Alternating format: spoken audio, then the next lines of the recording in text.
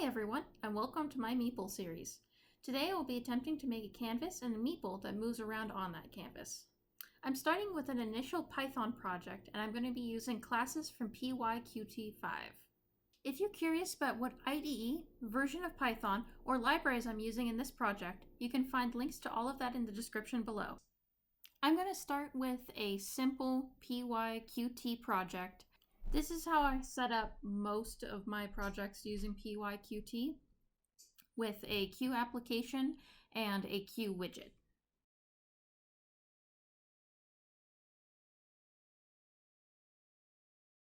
Now that we have the basics set up, I'm going to start with the game board class here. This will be the center of the program, and it will hold the canvas and eventually the meeple. I'm having the board extend the Q widget class so it has access to the same attributes that the Q widget would have. Let's give it a width and a height, just making it a square of 1000 pixels by 1000 pixels. We'll also make sure that the widget actually resizes to the width and height that we've given it. And we need to make sure that the game board will show when we initialize it. Now to make sure that we do actually call the game board widget when our program runs. Alrighty, let's see what it looks like. Okay, it's a bit sparse, but looking good so far. Next, we need to set up the canvas. In this case, I'm going to use a Python library called Pillow to generate the image that will be our canvas. I'm going to quickly set up a new image here, just a default 1000 by 1000 square using RGB.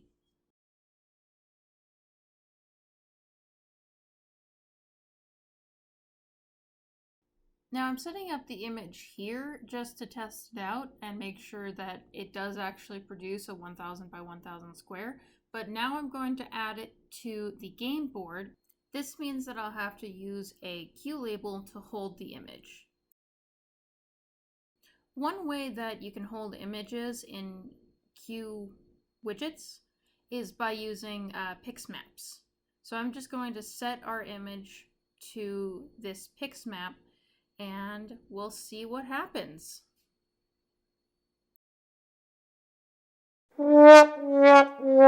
Okay, turns out that PyQt5 and pill images are not the same thing. So I found this function that converts pill images into PyQt PyQt5. So I'm just going to convert that image and let's see what happens. Okay, black square, that's entirely what we expected. Now that we have that working, let's set the image to actually be an attribute of the game board. Okay, now that we've got that working, let's clean it up a bit and move some stuff into another function. We'll need to be calling this later for each frame of our canvas. We're just going to have to make sure to call this in our constructor function just so that it runs when we initialize the game board. And let's just rename that draw because we're going to be drawing on the board. Okay, now let's add some Meeple.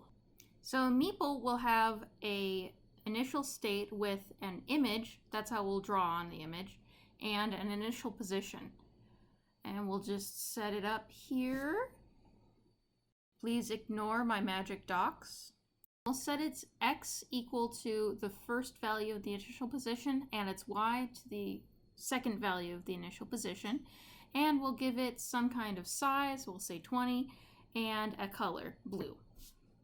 Also make sure to save the image as an attribute of the Meeple, and we'll also add a drawer class.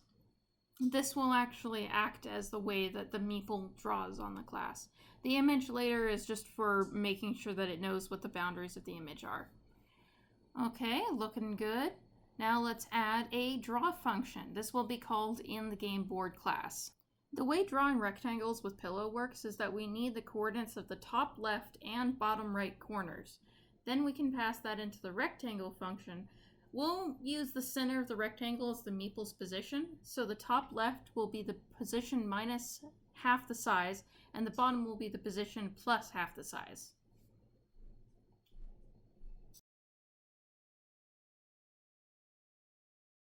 Okay, now that we have those coordinates, just for clarity's sake, we're going to put it into a shape variable with the top left and the bottom right.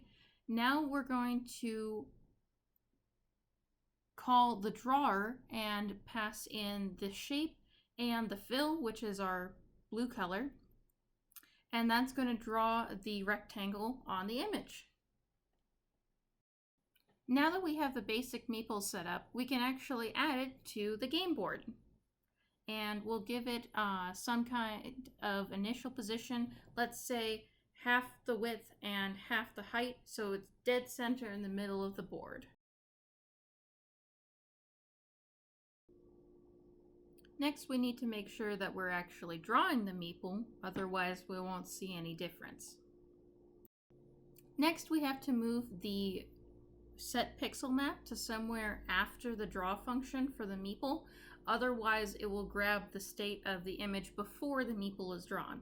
So we could put it here in the constructor function, but we might want to do this every time we draw the image, so we can put it in the draw function. Then we'll just reorganize to make sure that everything's initialized before we start using it, and let's see what happens. Oops. Turns out that if you're drawing a rectangle, you should draw a rectangle. Here we go. Much better. Now, a blue square in the middle of the screen isn't that interesting, so let's add a move function. And this will just be pretty simple. It will take in a new position and set its X and Y to that position. One neat thing that I just remembered is that we don't have to use multiple lines to unpack the position, so let's do that for the initial position too. Now that we have a move function, we should probably be able to update that from the game board, so let's have an update function. We'll start with some kind of run function so we can clean up the constructor a bit, and we'll put everything that's initializing runtime in there. And this is where I got a bit confused while I was programming this, because I tried to use the time library from Python and later decided that that was probably the wrong way of doing things. And I kept going back and forth. Eventually I ended up on using QTimer, and this allows me to call a function every certain number of milliseconds. And that way I could call an update function every 60 times per second, which gives me a frame rate of 60 frames per second.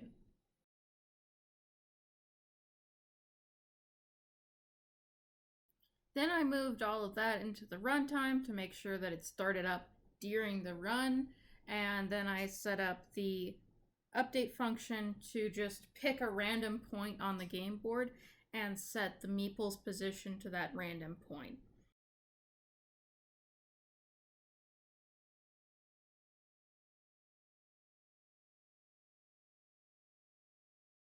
Okay, draw the Meeple, and after lots of trial and error, I found out I was not running the function. So, well, that was sort of what we were going for, but we should probably redraw the background each time step to make sure that we're clearing it before we draw a new thing. So let's add a drawer, and every draw we just add a black rectangle that spans the entire game board. This will clear off whatever other Meeples we've had before, or the last position of the Meeples. And let's see what this looks like.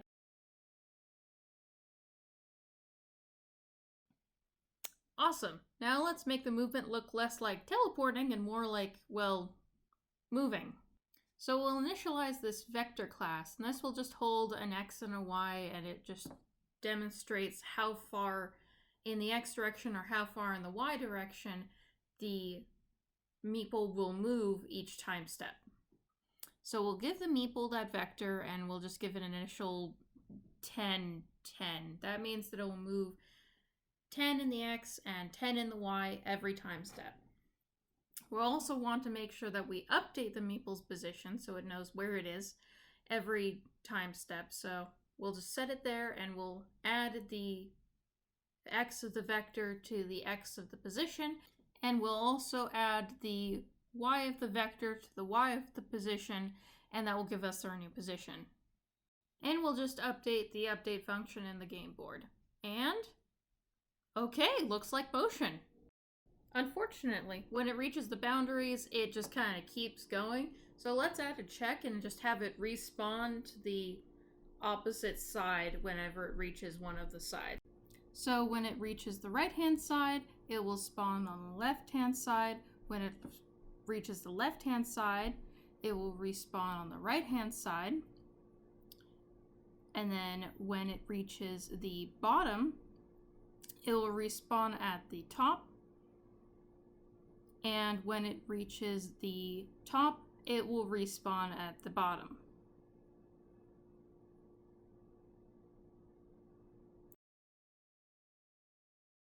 Let's see if that worked. Okay, when it gets to the bottom, and it respawned. Wonderful. Now let's make the movement a little bit more interesting by randomly adjusting it every time step. We'll just add a random number between -10 and 10. Let's see what happens. Ooh, he's wiggling around. How about we add some friends for him? Ah, there they go, buzzing around like bumblebees. Well, that's it for today. Next time we'll be adding interactions like moving away from the wall instead of it respawning on the other side.